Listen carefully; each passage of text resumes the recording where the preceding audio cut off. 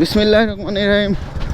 হে ভালোবাসার মানুষজন সবাই কেমন? ও বাপ ফুরে আপনাদের ভাই নারশাল, এই যে নারশাল গোপালপুর ঢুকতে গেলে অবস্থাটা খারাপ। কেন বলি খারাপ, একটু সামনে গিয়ে আপনাদেরকে দেখাই।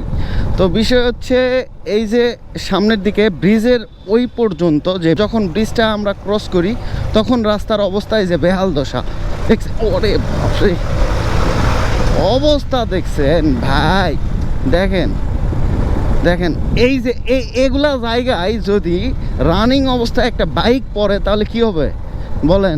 ইরি আল্লাহ, কিভাবে টার্নিং নিল রে ভাই, বাপরে বাপরে কি অবস্থা। এই যে দেখেন এই নারকেলের রাস্তাটা দেখেন, মানে অবস্থাটা খারাপ রে ভাই। তো বিষয় হচ্ছে এই যে দেখেন, এটা হচ্ছে মহাদেবপুর বিজনেস কলেজ, এটা হচ্ছে কারিগরি বলা হয়।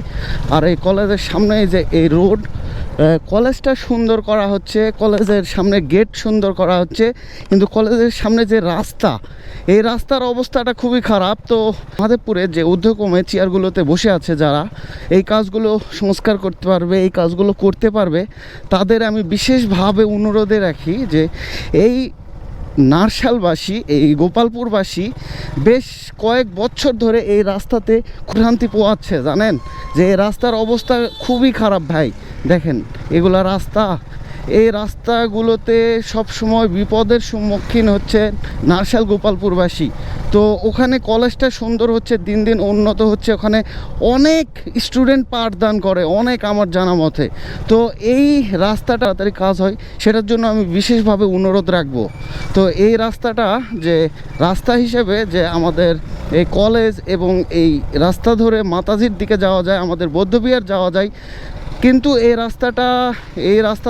রাস্তাটায় বিগত অনেক দিন ধরে এই নারশাল এবং গোপালপুরবাসী ভুগতেছে। এই রাস্তাটা এত খারাপ, সব সময় বিপদের মুখে পড়তেছে, অনেক অ্যাক্সিডেন্ট হচ্ছে। আপনারা যারা ঊর্ধ্বক্রমে চেয়ারে আছেন তারা একটু দেখবেন এই রাস্তাটা অতি তাড়াতাড়ি, আপনারা একটু দেখবেন যে এই রাস্তার কাজগুলো যেন করা যায়। আপনাদের কাছে আমি ছোট একটা মানুষ হিসাবে বিশেষভাবে অনুরোধ রাখলাম।